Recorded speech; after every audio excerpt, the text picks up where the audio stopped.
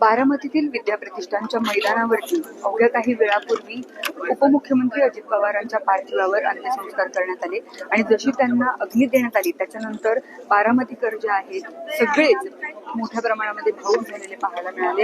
लाडक्या दादाला अखेरचा निरोप अशा पद्धतीने द्यावा लागेल हे कधी स्वप्नातही विचार केलेला नव्हता. या सगळ्या महिलांचे डोळे आपण बघतोय अजूनही पाणावलेले आहेत. आपण त्यांच्याशी बोलूयात. ताई, आज आपल्या लाडक्या दादाला अखेरचा निरोप द्यावा लागला, अशा पद्धतीची भीषण घटना घडली. विश्वासच बसत नाही दादा जातील म्हणून. दादा बारामतीची आत्मा होते. तुम्ही काय सांगाल? काय सांगाल? सांगण्यात शब्दच उरले नाहीत. आमच्या बारामतीचा तो माणूस हरपलाय.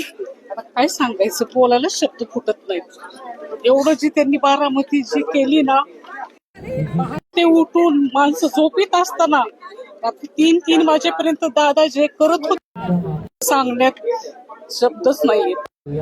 काय सांगायचं, असा बारामतीला असा माणूस परत मिळणारच नाही. एवढे आमचे दादा देव होते, देव आमच्यासाठी.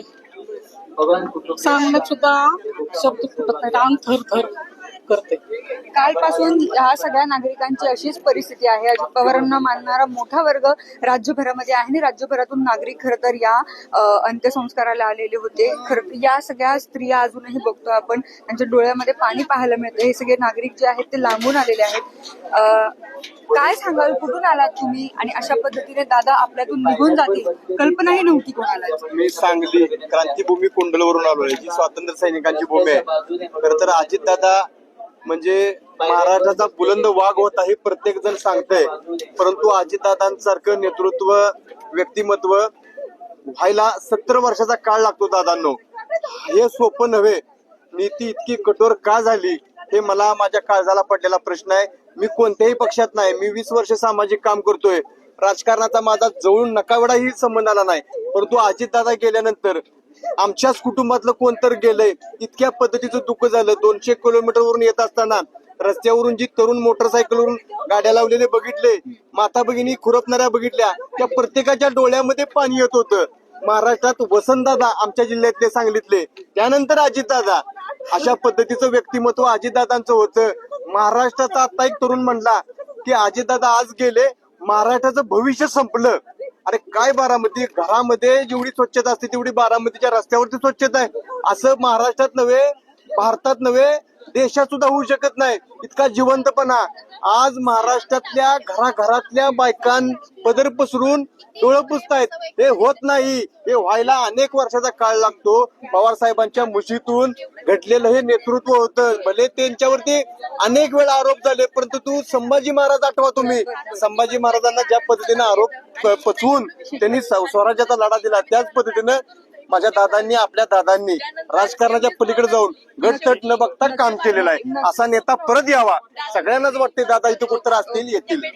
दादा अशा पद्धतीच्या भावना आहे सगळे नागरिक व्यक्त करताना दिसत आहेत.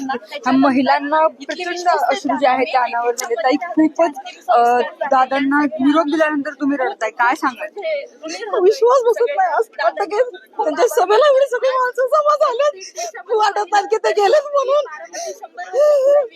अख्खं पूर्ण काल म्हणतात वाटत नाही, विश्वास बसत नाही. प्रत्येकाच्या तोंडात तीच चर्चा की दादा गेले, बरोबर विश्वास कोणाचा बसत नव्हता. पुण्यात पण अख्ख्या धनकवडीमध्ये तुम्हाला वाटत नव्हतं की ते गेलेत म्हणून. दादा म्हणजे आमचं दैवत होतं. दादांनी जे आमच्या बारामतीसाठी केलंय, महाराष्ट्रासाठी केलंय, ते कधीच विसरू शकत नाही आम्ही. आणि ज्याप्रमाणे म्हणतात ना, गार ते आकाशी, लक्ष तिच्या पिल्यापाशी, त्याप्रमाणे एवढ्या सगळीकडे फिरून दादा बारामतीच झाले. त्यांचा अंत बारामतीचाच व्हावा यासारखं दुर्दैव आमच्या बारामतीकरांचं नाही. दादांना खरंच भावपूर्ण श्रद्धांजली अर्पण करतो. नक्कीच. तर खरं तर कुठे जरी दादा गेले तरी बारामतीवरती त्यांचं खास विशेष प्रेम होतं. अशा पद्धतीच्या भावना हे सगळे नागरिक व्यक्त करताना दिसत आहेत.